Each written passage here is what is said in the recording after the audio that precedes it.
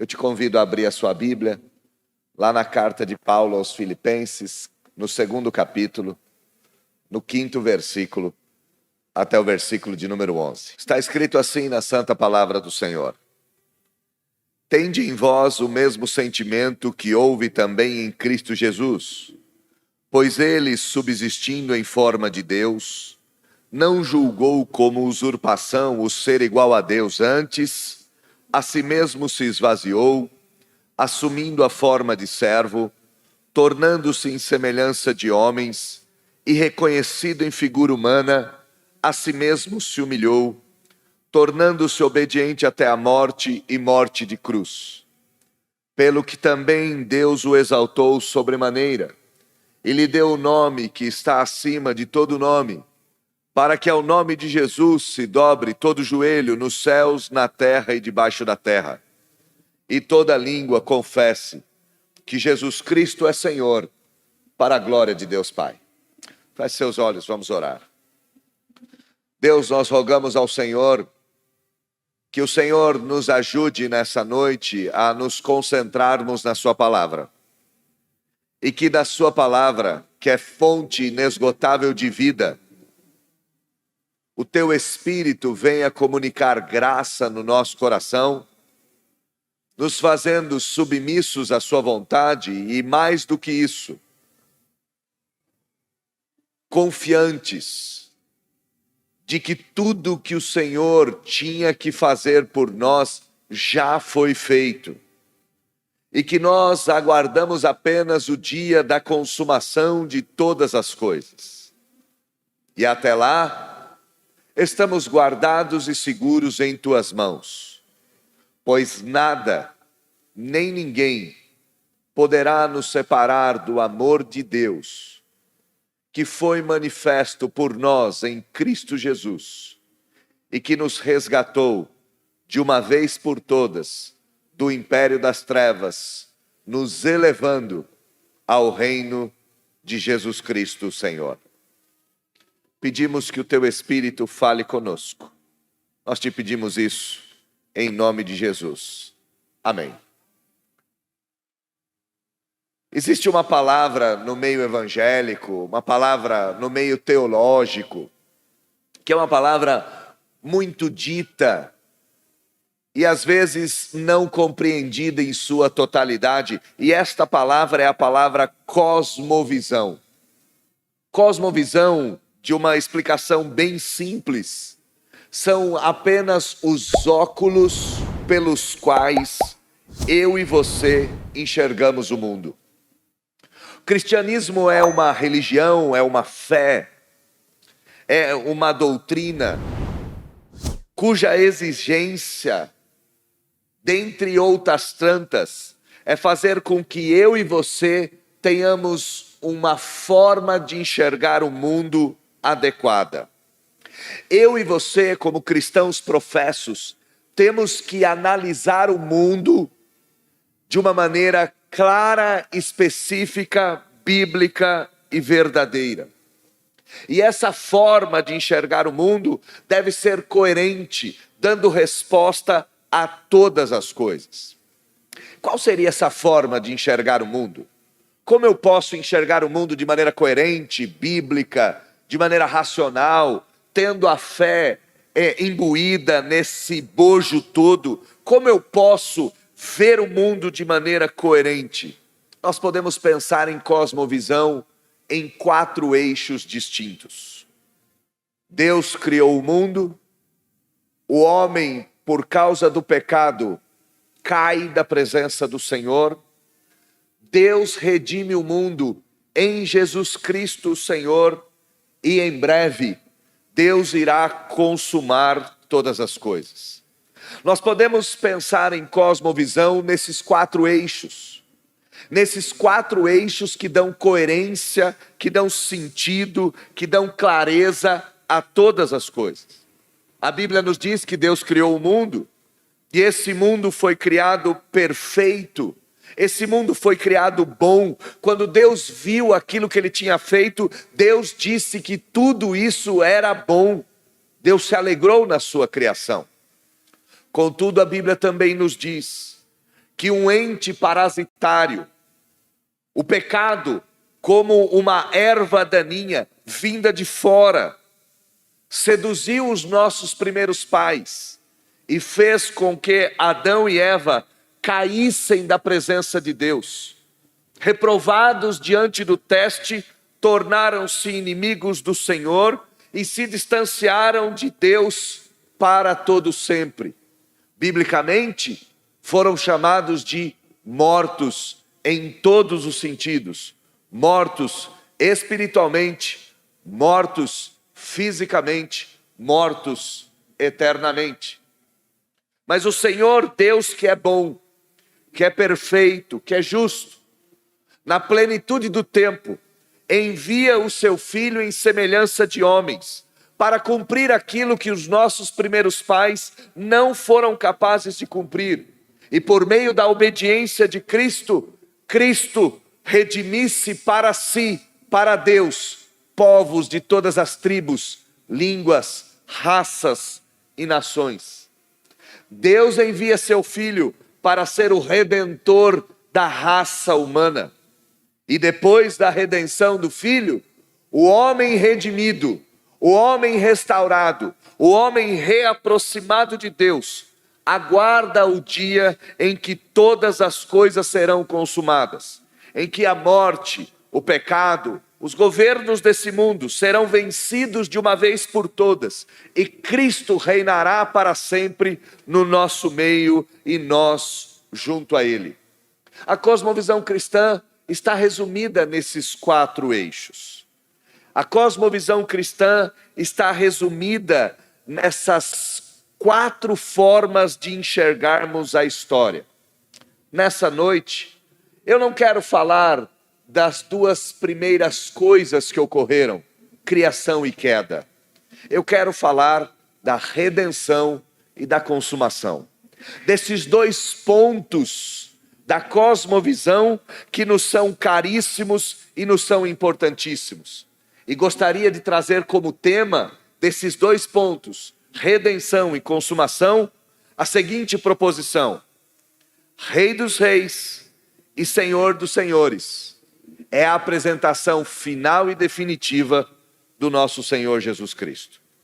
Rei dos Reis e Senhor dos Senhores é a apresentação final, é a apresentação definitiva de Jesus Cristo, o Senhor e Salvador da igreja. Antes de nós entrarmos nesse versículo de número 5, propriamente dito, é necessário enxergar o que está acontecendo nos versículos de número 1 a 4, nos versículos anteriores. Paulo está pedindo que esta igreja, que a igreja de Filipenses, completasse a sua alegria. Olha comigo o versículo de número 2. Paulo diz: completem a minha alegria. A gente deve entender que Paulo está preso nesse contexto aqui. E seria muito fácil imaginar que Paulo pediria a essa igreja: completem a minha alegria, pagando um advogado para que eu fosse solto. Mas Paulo não tem a menor intenção de aliançar ou de ancorar a sua alegria na sua libertação. A alegria de Paulo pode ser vista aqui em 3 eixos paralelos. Ele diz: pensem a mesma coisa, tenham o mesmo amor e sejam unidos de alma. Completem a minha alegria, diz o pastor encarcerado, para os crentes libertos, da forma, pensando a mesma coisa, da forma, tendo o mesmo amor, da forma, sendo unidos por alma. Paulo está dizendo a esses irmãos: tenham em vocês o mesmo amor, que o amor seja uma marca visível em todos vocês, que vocês sejam unidos de alma, que vocês tenham uma unidade, não só externa, mas interna, e que vocês tenham o mesmo direcionamento de propósito, os mesmos sentimentos, as mesmas emoções, os mesmos entendimentos, as mesmas direções. Paulo está falando para essa igreja que esta igreja precisa ter uma marca. que esta igreja precisa ter uma característica, que essa igreja não pode fazer nada por partidarismo, nada por vanglória, mas tudo que essa igreja deve fazer, ela deve fazer por humildade, considerando os seus irmãos maiores do que a si mesmo. Versículo de número 4, parece que Paulo chancela. Ele diz: não tenha cada um em vista o que é propriamente seu, senão cada qual o que é dos outros. Pois bem, a pergunta que essa igreja poderia ter feito, e é uma pergunta que eu e você podemos fazer, é: como? Paulo está nos dizendo que a gente deve ter um só modo de pensar, um só amor, uma só unidade. Como? Como podemos ser uns com os outros? Como nós podemos ser entre nós? Como nós podemos pensar do mesmo modo? Como nós podemos sentir da mesma forma? Como nós podemos ter a unidade da mesma maneira? Paulo então vai nos apresentar o exemplo de Cristo. Versículo de número 5, ele vai dizer: tende em vós o mesmo sentimento que houve também em Cristo Jesus. Para que essa igreja fosse una, para que essa igreja fosse humilde, para que essa igreja tivesse laços de amor, era necessário que essa igreja tivesse o mesmo sentimento de Cristo Jesus. Note que no versículo 5 Paulo não está sugestionando nada. Paulo está dando uma ordem: tenham em vós mesmos o mesmo sentimento que Cristo Jesus. Irmãos, essa não é uma ordem para os pastores da igreja, essa não é uma ordem para o conselho da igreja, essa não é uma ordem para os diáconos ou líderes de ministério. Essa é uma ordem para todos os crentes. Ela é coletiva, ela é abrangente. Todos nós devemos ter o mesmo sentimento que Cristo Jesus. E note que o texto omite a palavra sempre, mas a forma pela qual o texto foi escrito, isto é, no seu idioma original, no grego, nós poderíamos inclusive acrescentar uma ideia para que ficasse o texto mais claro. Tenham sempre em vocês o mesmo sentimento. O texto nos dá uma ordem, e essa ordem é uma ordem de continuidade. Nós não podemos ter esse sentimento às vezes, nós não podemos ter esse sentimento de vez em quando. Nós temos que ter esse sentimento continuamente, em todo tempo, em toda circunstância, em todo momento, em toda ocasião, em tempo e fora de tempo, de forma visível e invisível. Devemos ter esse sentimento cotidianamente, devemos ter o mesmo sentimento que Cristo Jesus. Então aqui eu já abro um parênteses. Paulo está dizendo: completem a minha alegria, pensando a mesma coisa, tendo o mesmo amor e sejam unidos. Como nós podemos fazer isso, apóstolo Paulo? Ele diz: tenham sempre o mesmo sentimento que houve em Cristo Jesus. Neste dia de hoje, vencidos ou vencedores, desde que sejam crentes, têm de manter o mesmo sentimento que houve também em Cristo Jesus. É nossa obrigação como cristãos, em momentos históricos, manter a mesma diligência em imitarmos ao Senhor Jesus Cristo. A pergunta que nos vem é: o que significa ter o mesmo sentimento que houve também em Cristo Jesus? O que significa ter esse sentimento? O que significa ter esse sentir? Se a gente voltar um pouco no texto, no capítulo 1, versículo de número 27, Paulo está ensinando essa igreja a viver, acima de tudo, de modo digno do Evangelho de Cristo. Paulo está dizendo que essa igreja deve viver da forma evangélica. Esta igreja deve viver debaixo do senhorio de Cristo. Essa igreja deve ser uma igreja que ama a Deus sobre todas as coisas e ama o próximo como a si mesmo. Essa é uma igreja que deve viver em amor, que deve viver em humildade, que deve viver em solidariedade, que deve ser unida de alma, de sentimento e de razão. Esta é uma igreja que deve viver não só por aquilo que pensa, não só por aquilo que sente, mas por aquilo que faz. É isso que Paulo está ensinando para essa igreja.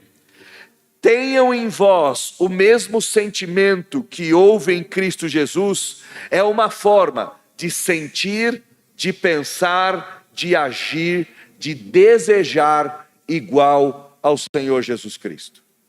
A Bíblia nos diz isso claramente.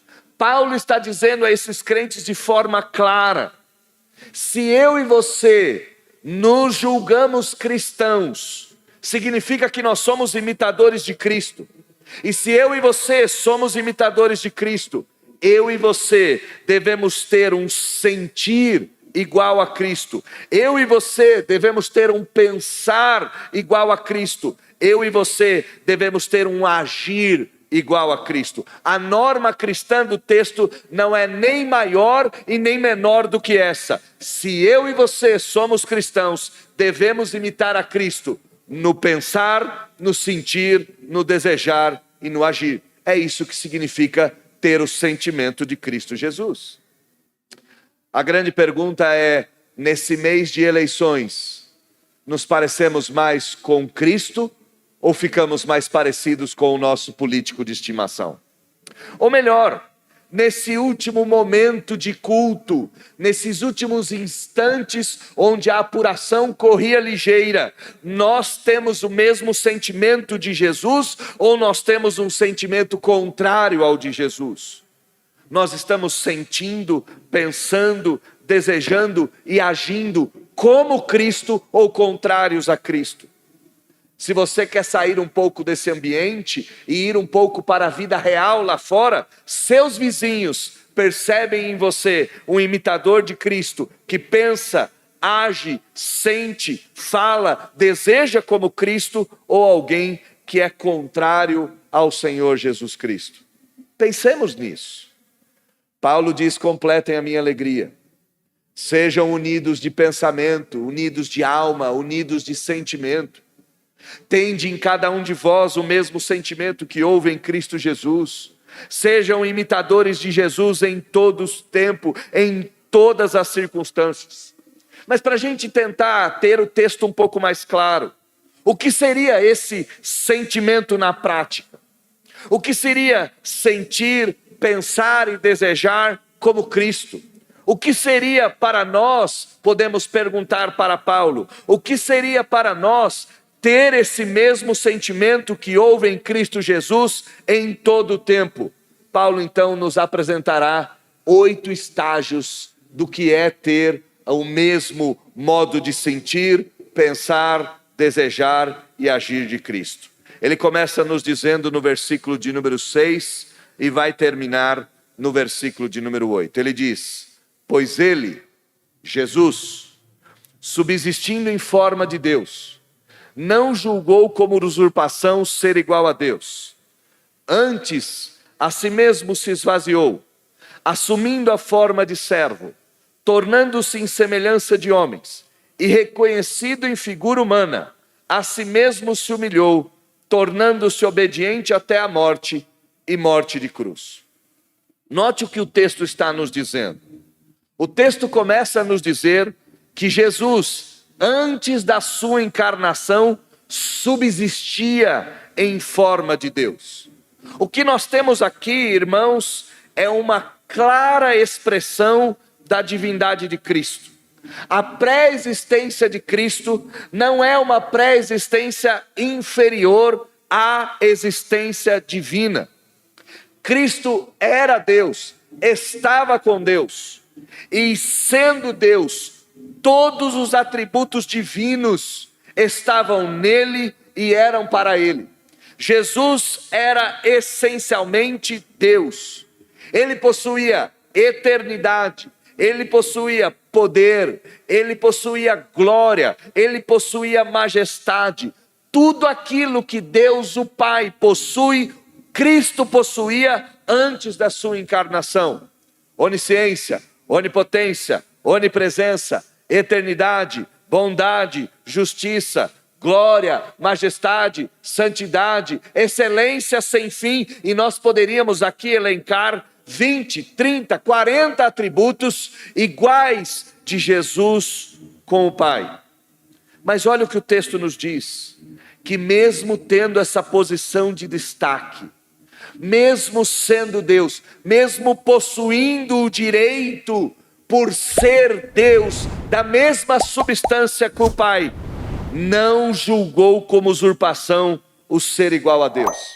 Aqui, para a gente ter uma tradução mais leve, é que Jesus não achou que isto era algo que ele deveria se apegar.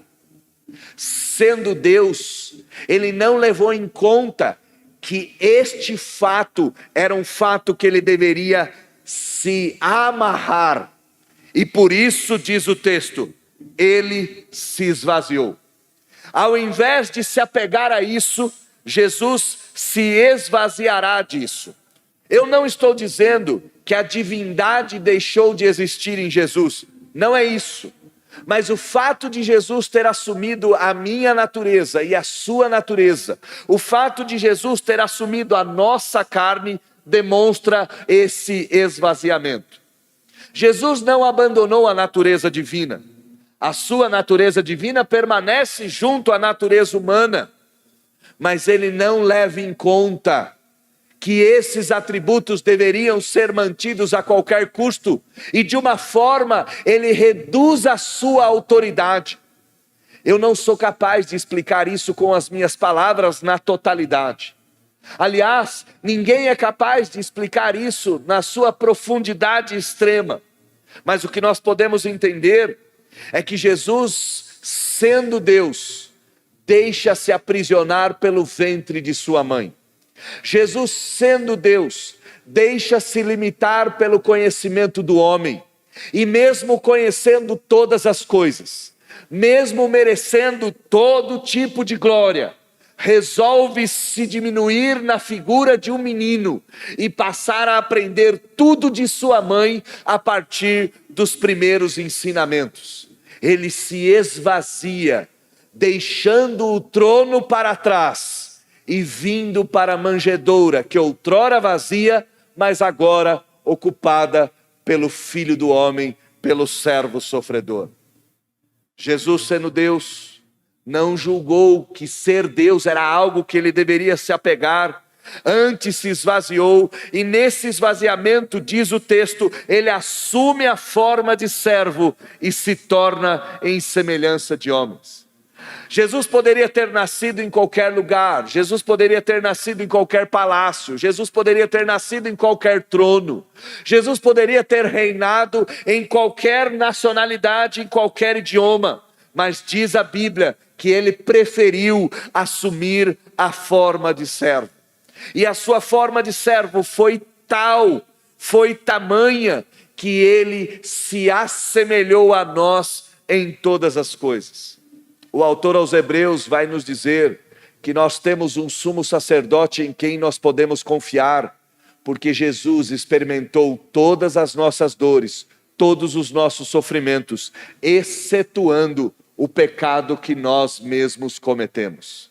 Ele não só assume a forma de servo, mas ele se torna exatamente como eu e você, excetuando o pecado. E essa realidade foi tal, essa realidade foi tamanha, essa realidade foi tão clara, que diz o texto, que ele foi reconhecido em figura humana. Todos aqueles que olhavam para Jesus reconheciam a sua humanidade. E como eles reconheciam a humanidade de Jesus? Ora, quando Jesus teve fome, quando Jesus teve sede, quando Jesus teve sono, um episódio que, por exemplo, pode ser tido para nós como o modelo da humanidade de Jesus, nós podemos pensar no dia em que a tempestade assolou aquele barco no lago da Galileia.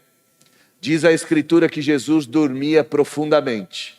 Dormia tanto que mesmo com as ondas caindo para dentro do barco, molhando o rosto de Jesus, molhando o travesseiro, o cabelo de Jesus, as suas vestes, ainda assim o Senhor Jesus não foi capaz de acordar.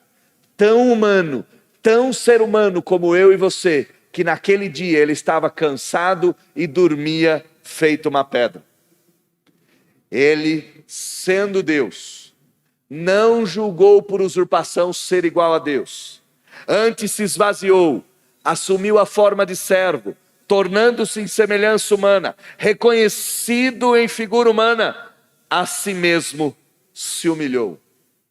E a humilhação de Jesus, meus irmãos, ela é algo impossível de ser entendido na sua plenitude por pessoas como eu e você. E por que eu estou dizendo isso? Porque eu não consigo compreender um Deus que criou a água implorar porque está morrendo de sede. Eu não consigo compreender um Deus que fez todas as florestas se submeter a um madeiro para a própria crucificação. A humilhação de Jesus não pode ser vista apenas na manjedoura, apenas no ventre de sua mãe, apenas no desenvolvimento infantil que qualquer criança passa.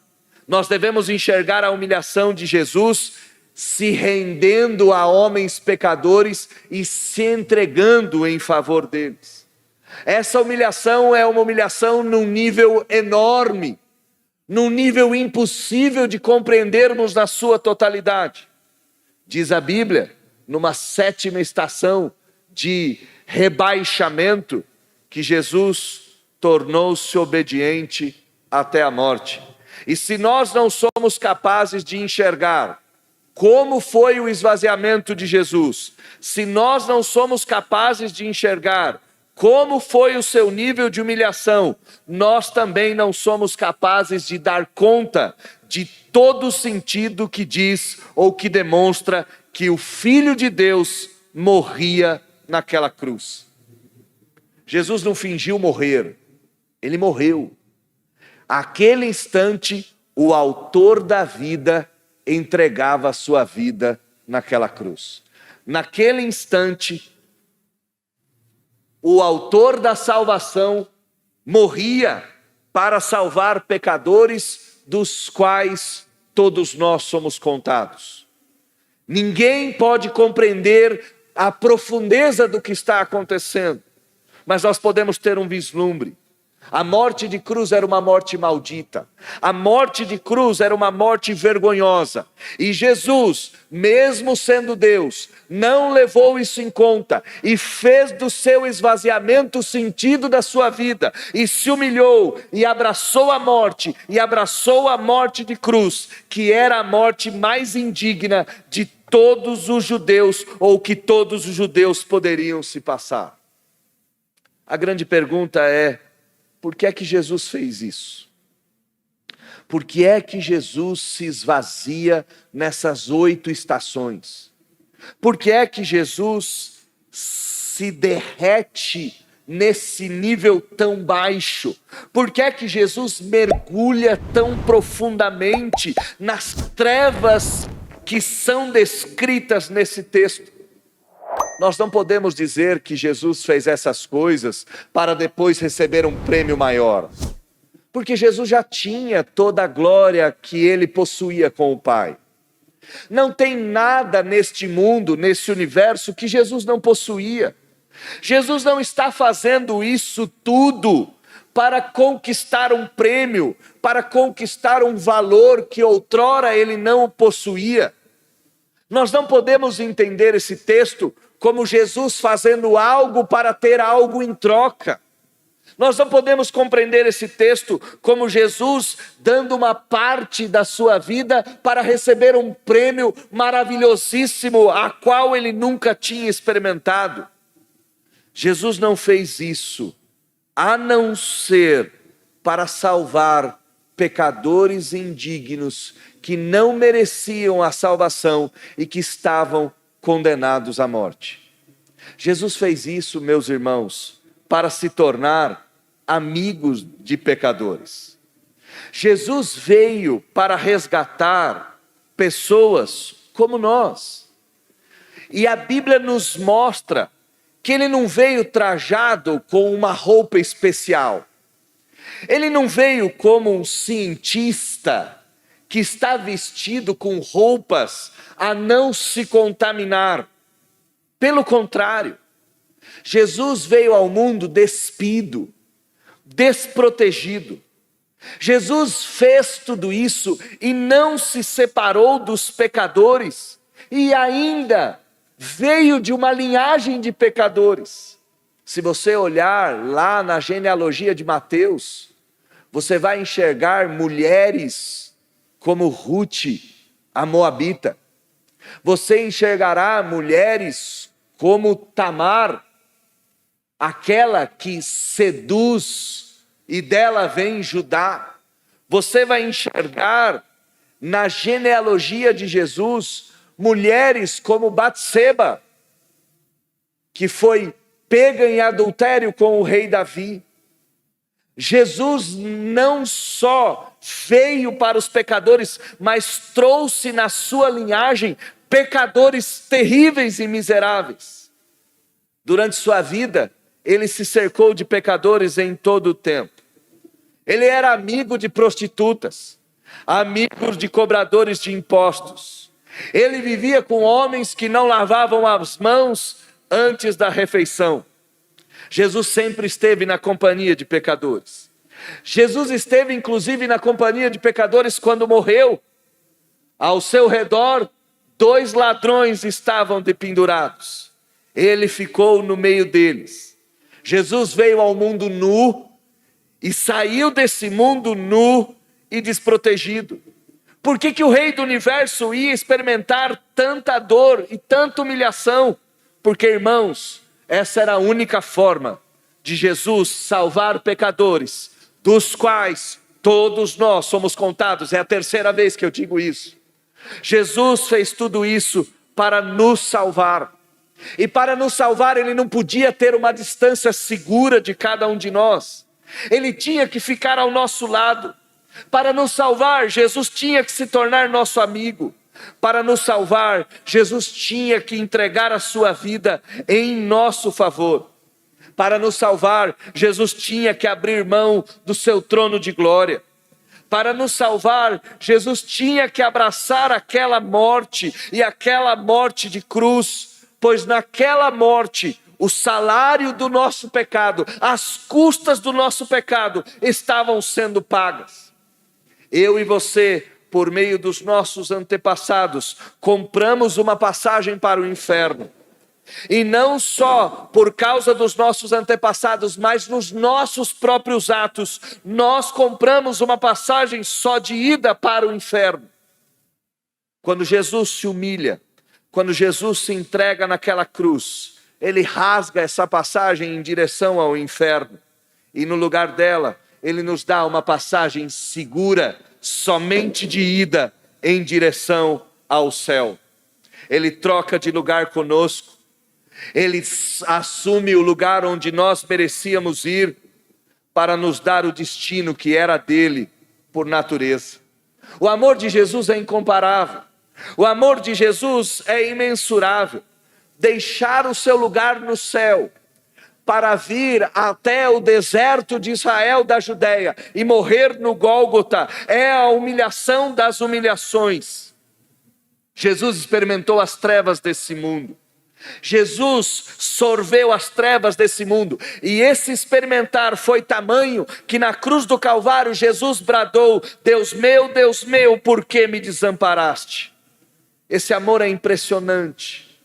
Esse amor foi demonstrado por pessoas não amáveis. Esse amor foi demonstrado por pecadores não gratos, por pecadores não dignos. E irmãos, não é porque seus pecados são grandes ou pequenos que você está aliviado dessa história. Qualquer pecado cometido seria suficiente para nos afastar de Deus por toda a eternidade. A Bíblia nos diz que Jesus se entregou em nosso favor. Mas a Bíblia também nos diz que nesta entrega Deus se agradou. Nesta entrega Deus se satisfez. Versículo de número 9, começa a viagem de volta.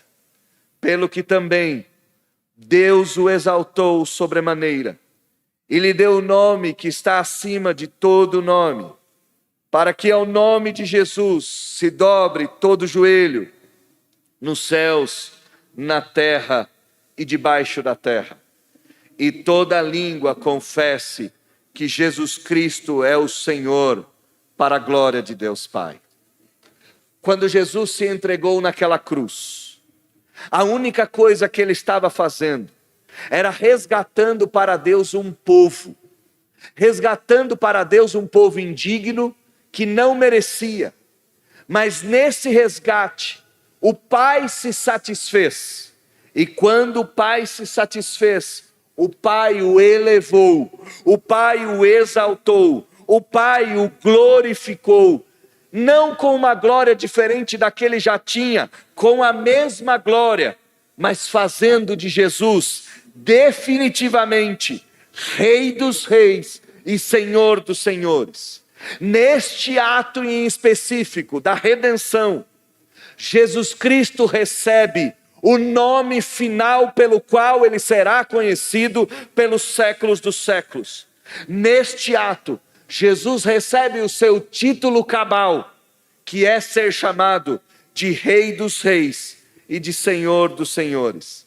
Nesse domingo de eleição, nesse domingo em que talvez nossas paixões, nossos amores não tenham sido satisfeitos, nesse domingo em que nós não sabemos ao certo como será o amanhã, eu gostaria de lembrá-los que a cosmovisão cristã nos diz que nós já fomos resgatados por Cristo Jesus na cruz do Calvário.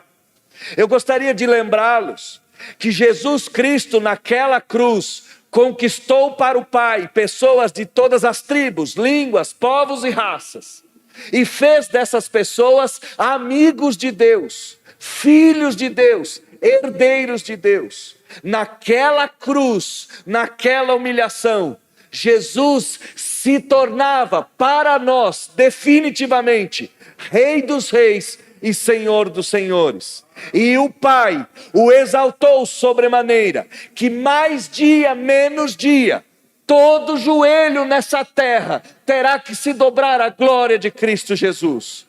Toda língua nesse mundo terá que confessar que Jesus Cristo é o Senhor, para a glória de Deus Pai. E isso significa para nós aqui e agora: não temais, pequeninos de Israel, pois o vosso Deus vos resgatou, pois o vosso Deus pagou o preço, pois o vosso Deus vos amou, e vosso Deus há de voltar para conquistar todas as coisas, para consumar todas as coisas e para vos libertar de todas as vossas dores. Eu gostaria de lembrá-los da velha história que diz: vós sois meus, vós fostes resgatados, e em breve se encontrarão comigo no dia da glorificação de todas as coisas. Nós vamos levantar daqui agora e vamos embora para os nossos lares.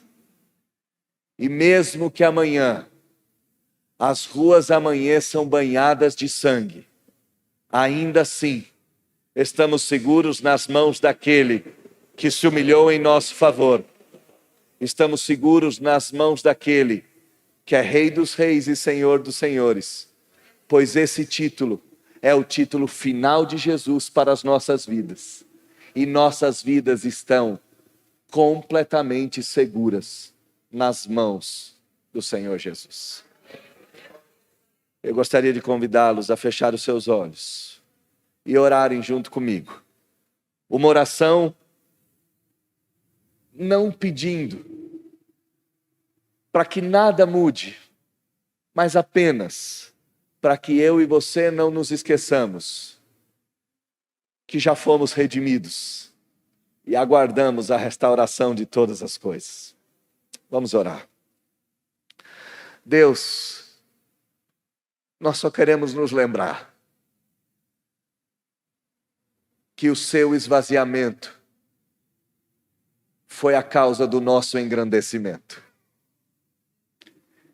E à medida que o Senhor se esvaziava, nós, os pecadores, éramos salvos, éramos protegidos, éramos exaltados junto contigo.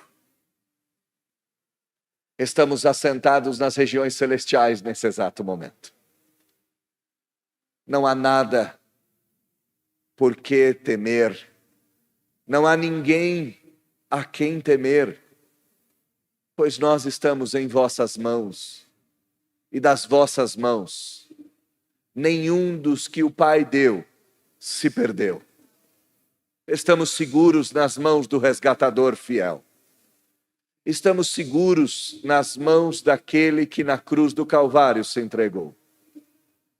Pois aquele que se entregou em nosso favor não é ninguém mais, ninguém menos do que o Rei dos Reis, o Senhor dos Senhores.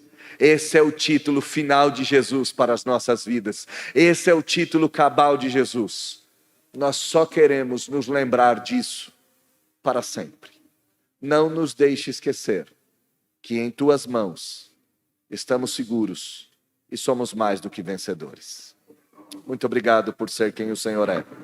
Nós oramos agradecidos. Oramos em nome de Jesus. Amém.